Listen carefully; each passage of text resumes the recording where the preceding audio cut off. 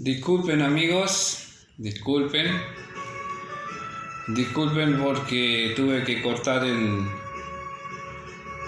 video porque tuve que atender a una persona, así que no me quedó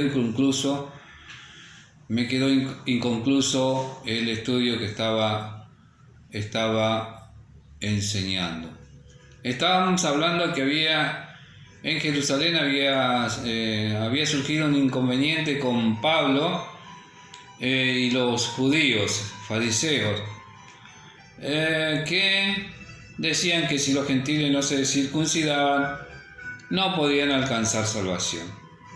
Entonces, los ancianos que estaban en Jerusalén, Pedro, Jacob y Juan eran los pilares, según lo que me dicen las escrituras, de la iglesia primitiva. Así que subieron allí donde estaban ellos y también con ellos los ancianos, que la iglesia estaba en Jerusalén.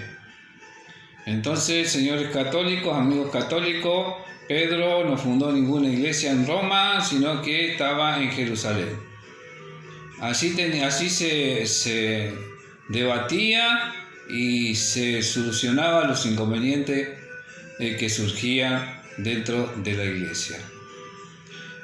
Como me relata el capítulo 15 del libro de los Hechos,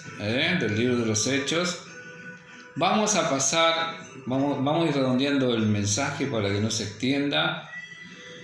¿Qué es lo que se determinó en este concilio? Quiero llegar a qué se determinó en este concilio para los gentiles.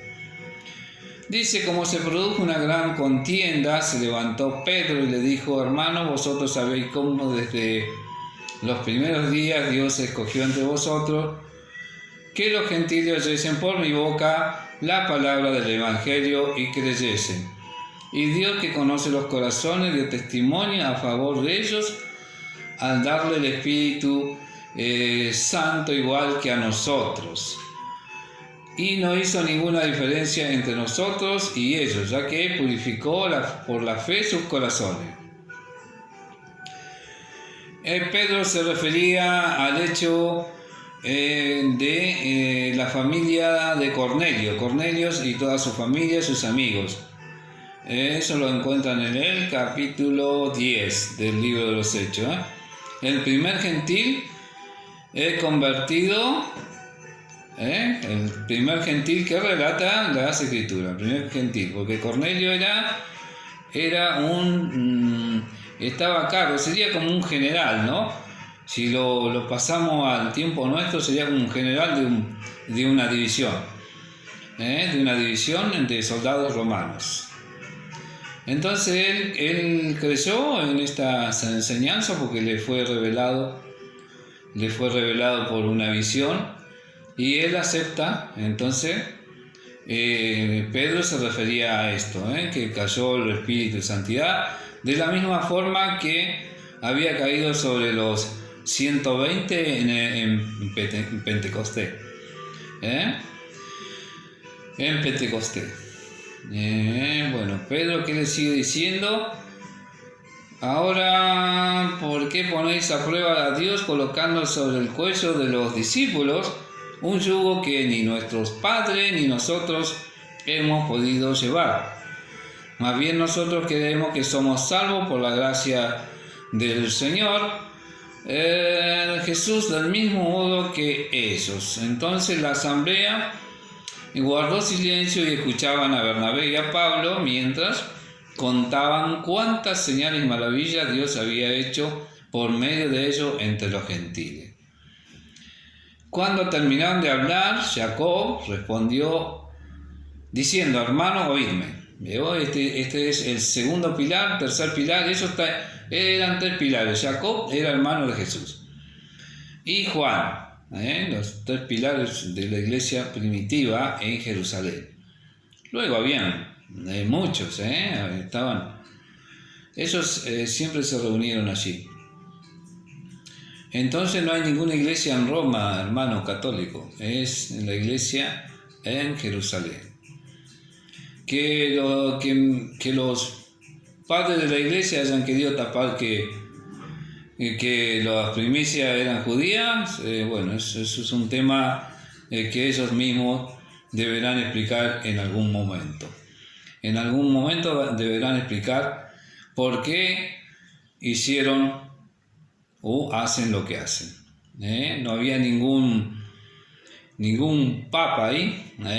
Estaba Pedro, Jacob, Juan y los ancianos. Y todas las cosas que iban sucediendo en la iglesia se solucionaban allí. Bueno, Jacob se levantó, es el hermano de Jesús. Para aquellos que dicen que Miriam no tuvo hijo, Miriam tuvo hijos. También se cae la mentira de mis hermanos católicos, porque yo también los quiero, pero porque los quiero necesito decirles la verdad.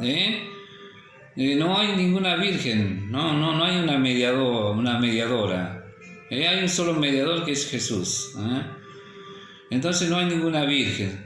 Era virgen, era una doncella. Era una doncella. Una mujer que no había tenido hijos. Era una doncella. Y bueno, y Dios la elige para que viniera Jesús. Naciera de ella el Mesías prometido. Entonces, después de eso, una vez que una mujer tiene su parto, no puede ser virgen, no puede mantener su virginidad, porque después ella tiene más hijos, entre ellos Jacob. Jacob era hermano de Jesús, y no lo digo yo, lo dice ahí. Después lo encuentra allí de Santiago. Santiago, no hay ningún Santiago, es Jacob. Es el hermano de Jesús el que escribe la carta, la epístola que nosotros conocemos como Santiago. Si él mismo dice el hermano del Señor, el hermano del Señor. ¿Y el Señor quién era? Jesús. Así que quede bien clarito, yo no vengo a mentir. Por eso, cuando yo termine mi ministerio, ustedes no tendrán más excusa. Yo le he dicho la verdad, le he predicado la verdad. Después de esto, Jacob dice: Dios visitó a los gentiles entre el pueblo por su nombre. A ver, vamos a ver lo que dijo Jacob.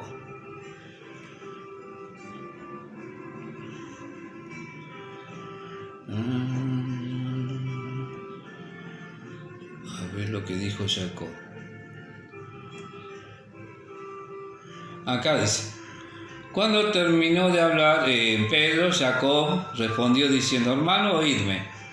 Simón ha contado cómo Dios visitó por primera vez a los gentiles para tomar de entre ellos un pueblo para su nombre. Con esto concuerdan las palabras de los profetas, como está escrito: después de esto volveré a reconstruir el tabernáculo de David, que está caído, reconstruiré sus ruinas y lo volveré a levantar, para que en el resto de los hombres busquen al Señor y todos los gentiles sobre los cuales es invocado mi nombre. Dice el Señor que hace estas cosas que son conocidas desde la eternidad. Bueno, vamos a redondear, a ver porque nos trae un inconveniente que había surgido. A ver si había que circuncidarlo o no, a ver qué determina. A ver qué determina la iglesia en su concilio.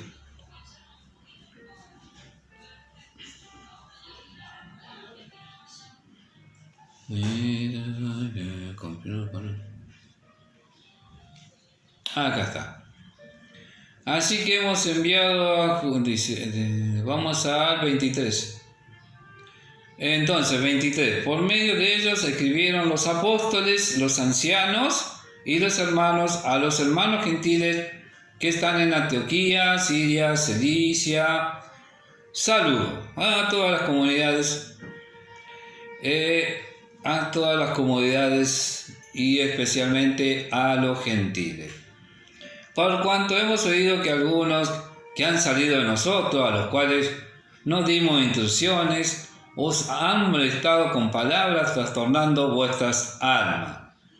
Es una epístola, una carta que la iglesia en Jerusalén, con Pedro, Jacob, Juan y los ancianos, envían a los gentiles de toda parte del mundo. De común acuerdo nos ha parecido bien elegir unos hombres y enviarlo a vosotros con nuestro amado Bernabé y Pablo, hombres que han arriesgado su vida por el nombre de nuestro Señor Jesucristo, Jesús el Mesías.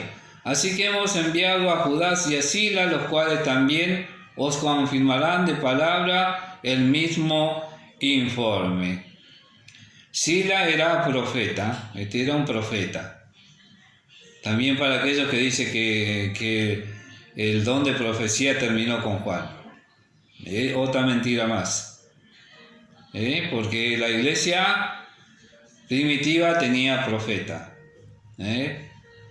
Tenía profeta. Y Pablo también era profeta. Porque ha parecido bien al Espíritu Santo y a nosotros no imponernos ninguna carga más que estas cosas necesarias. Y acá viene en la resolución que se toma: que os abstengáis de cosas sacrificadas a los ídolos, de sangre, de lo estrangulado y de fornicación. Si os guardáis de tales cosas, haréis bien, que os vaya bien.